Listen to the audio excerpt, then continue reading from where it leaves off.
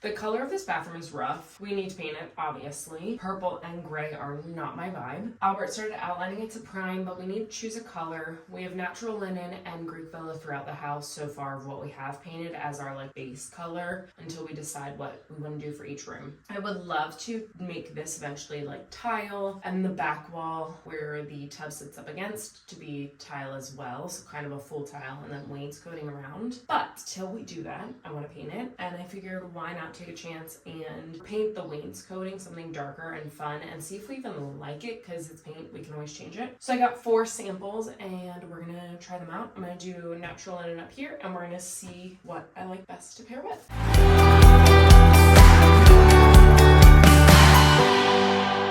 So I'm gonna do natural linen first. Also gotta take it with a grain of salt because there's still purple and gray there. And we'll see what Albert picks and goes from there. The other thing is we do have like this really pretty dark green shower curtain. So I picked more brown tones. One is more of like a burgundy tone. So we'll just see what it looks like. So natural linen on the top. Also we have 5 gallons of natural linen. I mean, we have a lot of rooms to fill, but mine as well, since we already have this color. Continue it. And then it connects it to the other rooms as well. First color is dark auburn. These are all Sherwin-Williams Rue Lows. They're Sherwin-Williams HGTV, I think it is their line. So let's try this color first. This is more of a red, a little bit more red than I thought the sample was going to be. But this is why you always get samples, because on the paper it looks way different.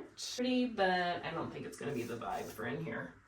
I like it. I don't think I like it for the bathroom. I think it'll be maybe like a guest room with some like as an accent color. So no. The next one I got was a French roast, and it is a brown with more of a berry red undertone. So this might be more the vibe we're going for.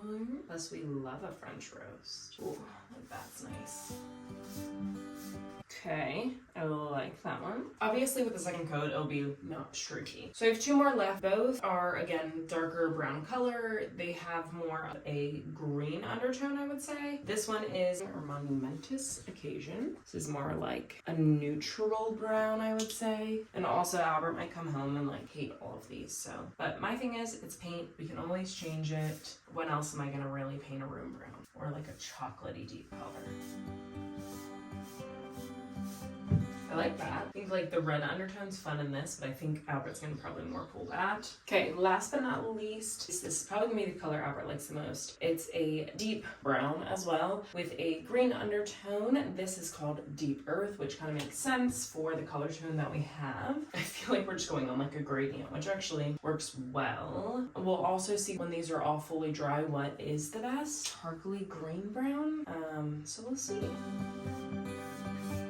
Okay, so these are 4 colors. Initially, I really thought French roast was gonna be my vibe. I'm thinking this deep earth, darker color. Albert could come home tonight and he hates all of them. We choose something else. I kind of am leaning more towards these more true brown colors because I feel like it's just gonna give us like a warm hug in here. And it is an 1880s home. Like, why not go this prettier brown color? And like I said, I eventually want to do tile in here anyway. I am liking it with natural linen. We can also choose a completely different color for the top. But yeah, we'll see as they dry and what Albert picks. Doesn't go with that. Doesn't go with that. That one's okay. That one probably goes best with the green. And then I don't know whether it's a lighter top color. Because I just feel it's going to be too... I feel like I'm going to be like inside an espresso bean. Literally inside a Starbucks cup. And because it's such a small room and we only have this one little light here right now. Maybe we get more of a like a green or brown lighter sample. Again, I'm just trying to find something that'll go with this. If you go, could you do a brown with like a super light mint green on top? Maybe. She's like, veto that idea. I think we should keep the purple. I do not. I kind of want to just rip this entire room back to nothing. And tile it? Me too. Yeah. Yeah, but you have to get like cement board, ripping this apart's gonna be an absolute fucking mess. And that's why we're painting for right now. I mean, who the hell Exhibit A through 847B? Like, you do a patch, you can even call it a patch. They didn't even sand it. And you don't even like sand it down, or like some people have taped that's coming into Exhibit 145B through 7000C. Like, they put the tape on, and then they don't even like, they haven't even like gone over with extra mud or like plastery stuff. So it's like, you've gone to the trouble almost. Just do it properly. Watch a YouTube video. Take 10 extra minutes. Wait for it to dry and then sand. Done it. And then you have a nice smooth wall. But no, what do I have instead? I have that. It's going to piss me off for the next 125 years. Because once this is done, painted, let's be honest, it's going to be like that until we move out. That's a joke. So back to the bathroom paint color. I'll get a different sample. I feel like you're not loving them. I think this is fine. I think it's the combination. I don't like this with this. Okay. That with that. Too jarring. I feel like you need to have a middle tone between. Or like just a super clean white. Or a green, but the problem is, unless the green is going to clash with this, or is there a lighter grey? Could you do like a super light grey with a green undertone? I feel like I could find a better brown with a more of a green undertone. I don't think my issue actually is the brown. I think it's the colour it goes with. Okay, great. I'll pick a different top color. And also I think with this is just trying me because we have like sandy thing. Remember, this paint is temporary, so to get rid of the green or gray and purple, to eventually then tile the bathroom. That's the goal, is to tile this bathroom. But for right now, we want to get rid of the purple and we want to pick a color. Leave it with me. I'm out.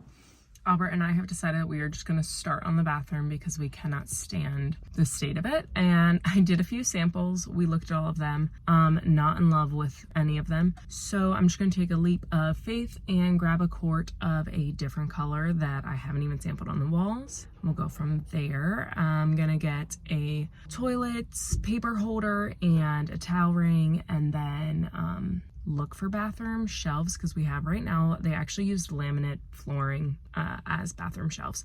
So we're gonna look for what we can replace of that to start. So let's go get some paint in the best place where we are all the time, Lowe's.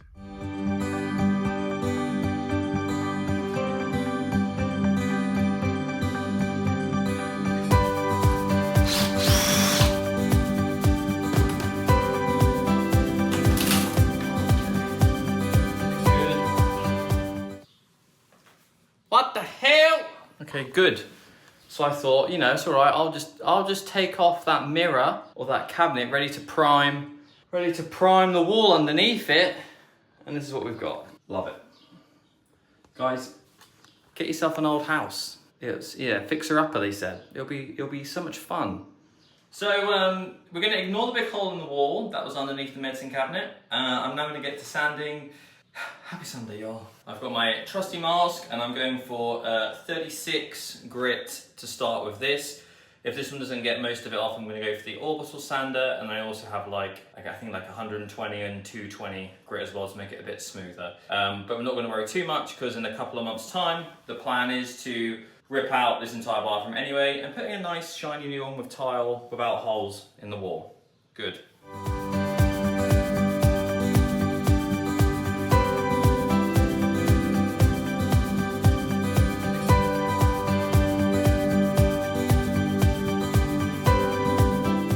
From Lowe's, and this is what Albert had to show me. Yeah, because you told me to take the cabinet off. Little did you know, someone else had also taken the cabinet off at some point. Left a hole. And left a hole there. So we're just gonna have to get another cabinet / mirror the same size or bigger, and then problem solved.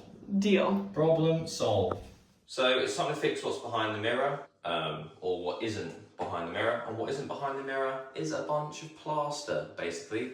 Now I'm going to do the, I guess the lazy man's version, not the lazy man's version, but just like the easier version. I was going to try and put mud over the whole thing. What I'm going to do instead is I'm just going to get a bit of drywall. I'm going to fill the gap with the drywall, and then I'm going to put some tape and mud over it. There wasn't any 1/4 inch thick stuff at Lowe's, so I had to go with 1/2 inch, and hopefully it's going to be the right thickness. So I'm going to clear out this to make it a bit of a more square shaped, measure it, fill it, tape it, mud it, sand it, paint it in that order. And your marks, get set, go.